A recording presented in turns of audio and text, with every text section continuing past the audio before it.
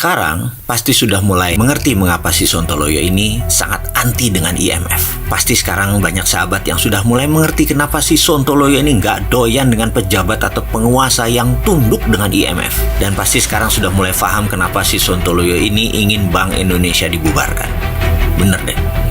Kalau dia nih diizinkan dapat mandat jadi presiden, yang kayaknya nggak mungkin. Namanya juga Sontoloyo. Tapi kan boleh mengandai. Jika diandaikan, karena markasnya IMF itu ada di Bank Indonesia, maka jika menerima mandat jadi presiden hari pertama, apa cita-citanya? Bubarkan Bank Indonesia dan dibuat hanya jadi Dirjen Moneter. Karena kalau Dirjen Moneter kan berada di bawah Kementerian Keuangan. Artinya di bawah jabatan politik. Jadi, kalau kita bilang print money berdasarkan proyek, maka Bank Indonesia karena jadi Dirjen Moneter akan melaksanakan perintah presiden. Karena presiden kan jabatan politiknya dibantu oleh para menteri. Itu kan undang-undangnya begitu. Tapi kalau sekarang print money, Bank Indonesia bilang nggak boleh, IMF bilang nggak boleh. Kita nyembah IMF. IMF itu dewa, maha benar. Bahkan sumpah Quran jabatan dia pun berani dilanggar demi taat dengan IMF. Itu ceritanya kenapa kita sebel atau anti IMF. Kita lanjut ceritanya.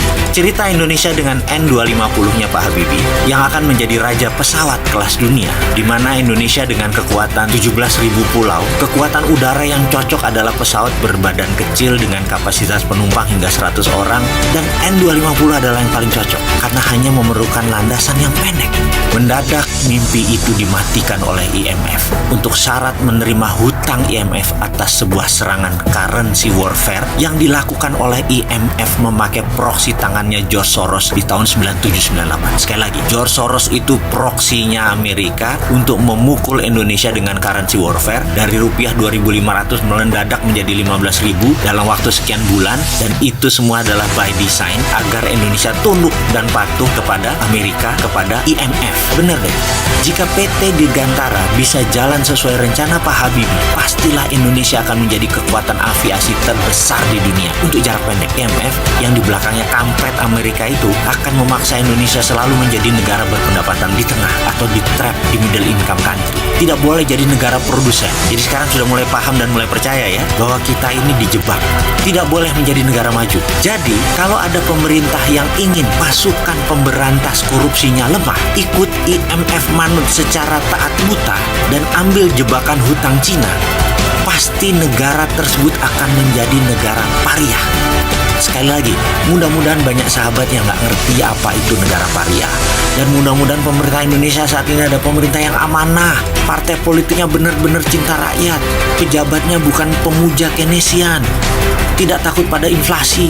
Sehingga Indonesia tidak kena jebakan IMF. Indonesia tidak terkena jebakan hutang Cina. Indonesia tidak terkena jebakan hutang ekspor atau ekspor debt. Kita semua tahu pejabat kita pintar-pintar. Kedepan menterinya adalah menteri zaman now, anti hutang, membangun proyek infrastruktur dinamis, bukan statis, dan mulai melakukan new economic model yang anti Keynesian. Kedepan, 5 tahun ini pasti Indonesia jadi negara maju. Tidak memuja Cina, apa-apa Cina, menyelesaikan masalah melalui Cina, apa-apa menyelesaikan masalah melalui Belt Road Initiative. Tidak lagi, Indonesia 5 tahun ke depan sudah independen. BPJS rusak, Cina alasannya, itu dulu. Ke depan tidak, semuanya sudah pinter. Pejabat politiknya legowo, semua tidak minta jabatan dan semua tidak menekan presiden. Dan presidennya penuh terobosan solutif. KPK-nya kuat, Indonesia tidak hutang lagi. Pasti ini terjadi. Yang saat ini ada isu KPK dilemahkan, itu hanya halusinasi. Itu nggak akan terjadi. Ini semua karena pejabat negara mendengar suara rakyat, termasuk tidak jadi pindahkan ibu kota. Lebih baik BPJS Kesehatan dibenahi terlebih dahulu dan membuat rakyat sehat baru pindahkan ibu kota. Jujur, saya membuat video ini sambil memohon. Mudah-mudahan video ini benar, bukan video halu.